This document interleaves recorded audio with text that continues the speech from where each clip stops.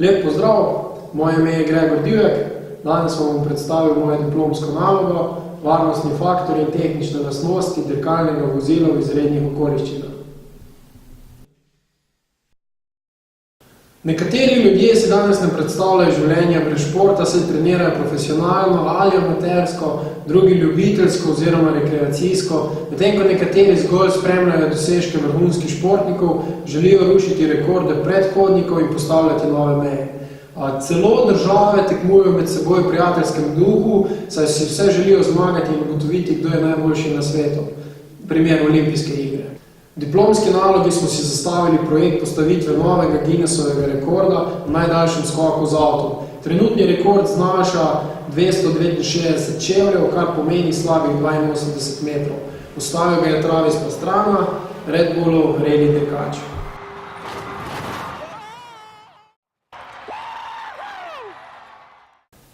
Obravnavano temo sem izbral, ker sem velik adrenalinski navdušenec tudi v športu na bencinske hlape. Imel sem svoje trenutke tudi v teh vodah, takšne in drugačne. Žal pa se je vedno izkazalo, da je za ta šport potrebnega ogromno denarja, dobra ekipa, ki pomaga pri vzdrževanju, logistiki in samih treningih.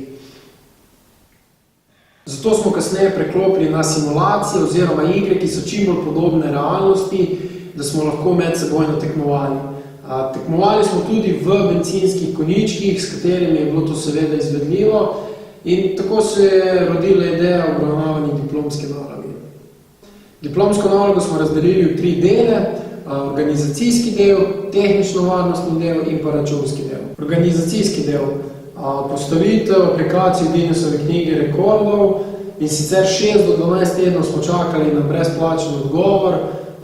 Dobili smo neka navodila, neke smernice, da morata biti odskočni in pristajalni rampi narejeni iz enakega materiala, v enaki višini, da mora biti narejen en posnetek iz statične perspektive, en iz dinamične, potem jasno mora biti označene meritve, označeno mora biti, kje je star rekord, potem pa, da je jasno viden, postavljen nov rekord, da se razdalja meri od roba odskočne rampe do tam, kjer zadnja os avtomobila se dotakne rampe.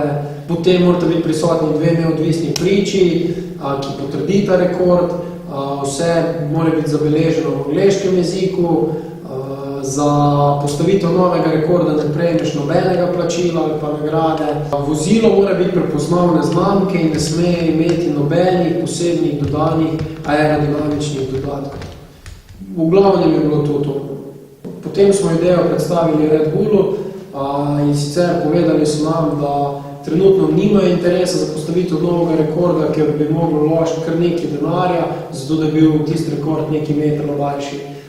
Tudi njihova filozofija je, da podpirajo svoje športnike, torej tiste, ki so sponzorirani od njih, da prideš v ta krog, moraš dosegati dobre rezultate na mednarodnem nivoju in pa tekmovati moraš v teh vodah, se pravi, bi mogel že prej tekmovati v avtomobilističnih športih. Sledil je pogovor s policijo, ti so nam povedali, da prisotnost policije na takšnem dogodku ni potrebna, no potrebna pa je prisotnost nujne medicinske pomoči.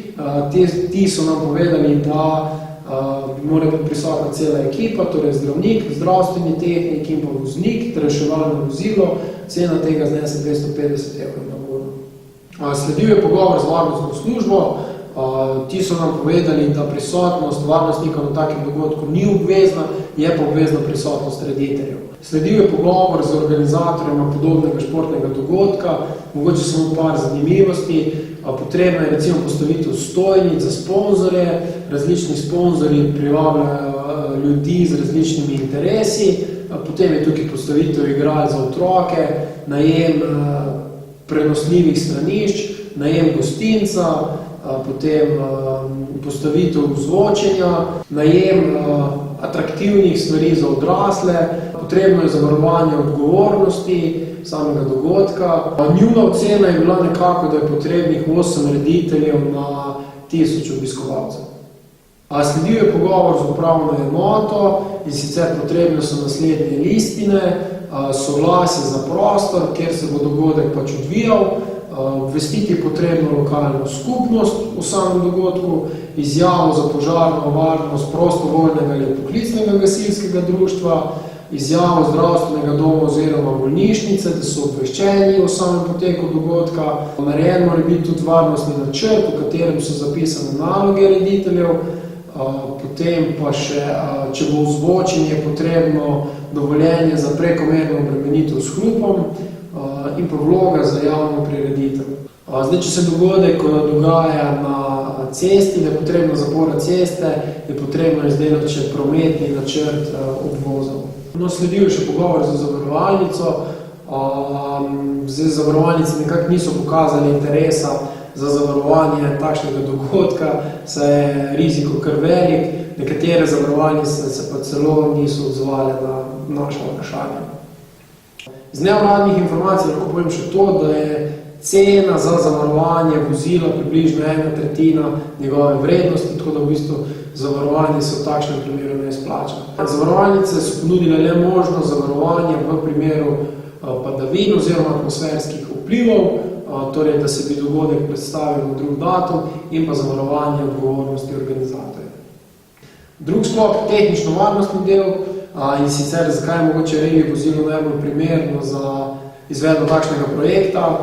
Tudi če primerjamo s klasičnim serijskim vozilom, je v bistvu reli vozilo samo predelano serijsko vozilo, odstranitev odvečne opreme in materijala, potem je nameščena kletka oziroma roll cage, ki drži vozilo v primarnem stanju, kljub kotaljenju, armaturna plošča iz lahkih materijalov, recimo steklenih vlaken, običajno prekrita žametno tkanino, zato da odbija sončne žarke, lažji odbijači, trši in lažji sedeži, močnejši varnostni pasovi, večje bolj kakovostno vzmetenje za težke obremenitve, poleg so dodani še blažilci in pa lahke aluminijaste zavore.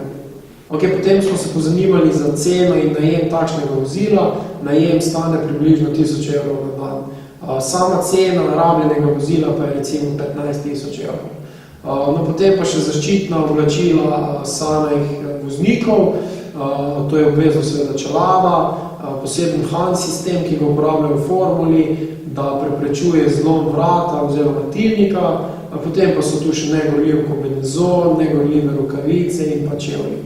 O sami varnosti takšnega vozila pa predlagam, da se prepričam sami in sicer v naslednjem posnetku.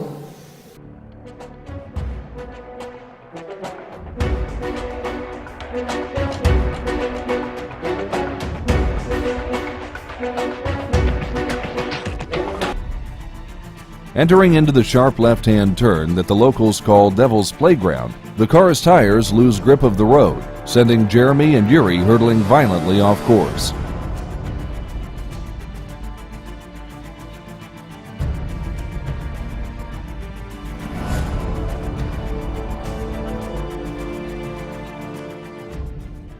And then, somehow, against all odds, the most inexplicable thing happens. Jeremy Foley and Yuri Kuznetsov climb out of the smoldering wreckage and walk away from a crash that just seconds prior appeared unsurvivable. Pikes Peak has really opened up my eyes to the importance of safety and the aspect that it plays. I really cannot stress and iterate enough how important safety is in racing. Obviously, in our particular crash, the seat stayed in place, so they didn't break anywhere. They held strong, and both the passenger and the driver stayed in the seat. So for somebody building a car for any type of racing, it's very, very important to not skimp out on safety equipment. Make sure you buy the right equipment, stuff that's certified to race, stuff that follows the rules. Don't shortcut anything. Sledil je pregled varnostnih faktorjev in tehničnih lastnosti konstrukcije rampe. Z naš projekt mora biti konstrukcija nekoliko močnejša kot običajno, saj je skakalno sredstvo v avtomobili. Poštev pride rampa, ki je narejena iz zemlje ali pa iz kovine, kombinirana z lesom. V samem skoku lahko nastopijo posebni parametri, ki jih pri računanju nismo upoštevali, zato je zaradi varnosti potrebno postopno računanje večjega razmika med rampama, večanja hitrosti ter spreminjanja naklona rampe. Potem pa je sledilo še zadnje poglavje, računski del.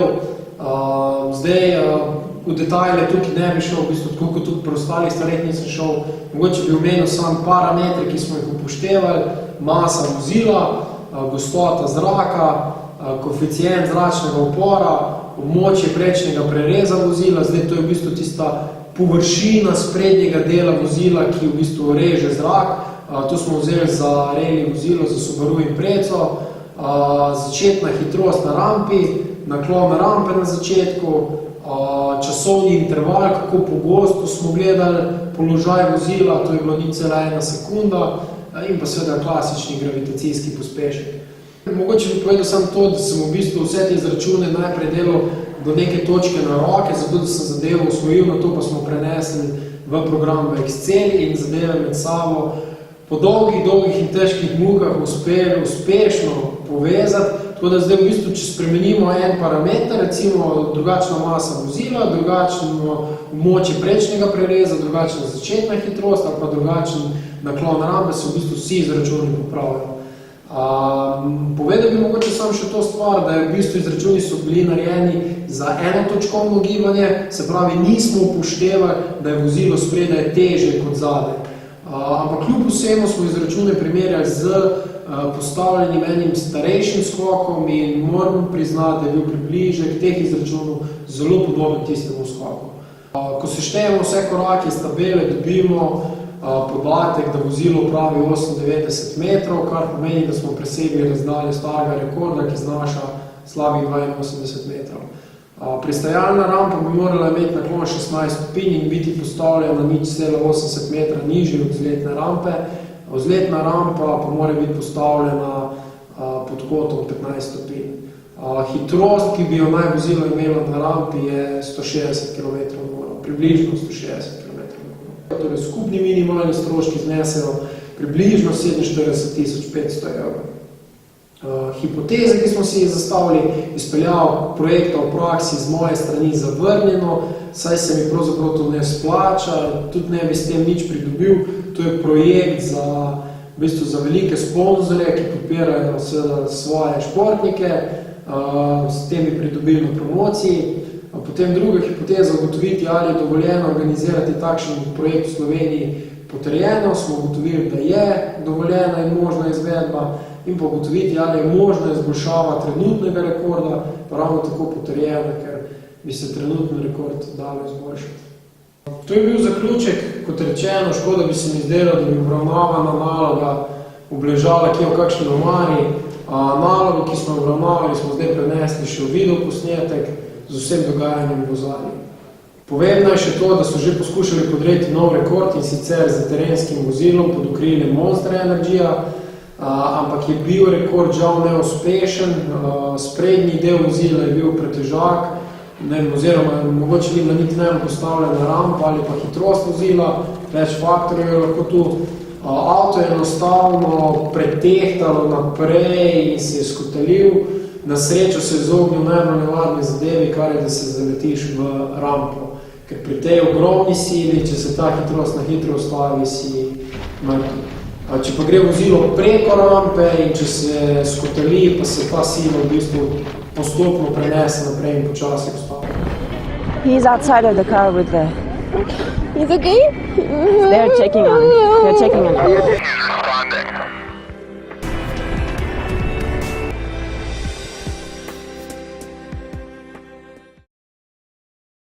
Kljub njihovemu spodrsljaju bi si še vedno upal izpeljati zadevo tudi v realnosti, ampak ta trenutek nimam sponzorjev, ne vozila, tako da bi bilo malo težko izvedljivo.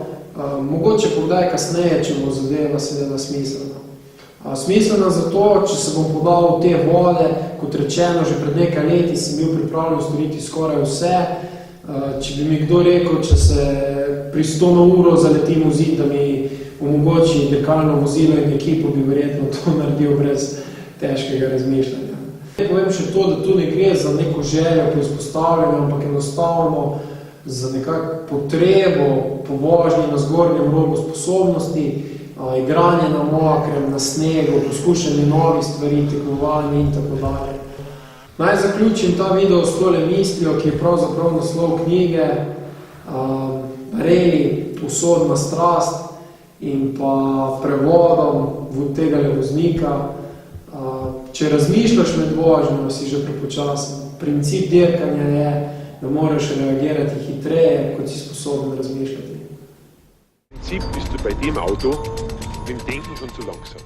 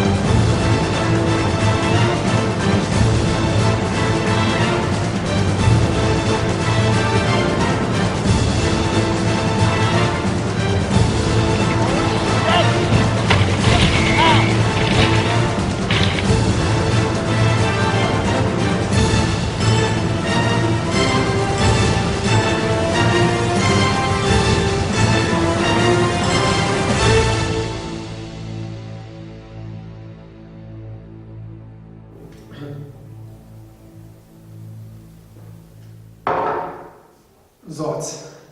Okay. Kaj ti mozeš, kaj misliš, da boš dobil iz tega?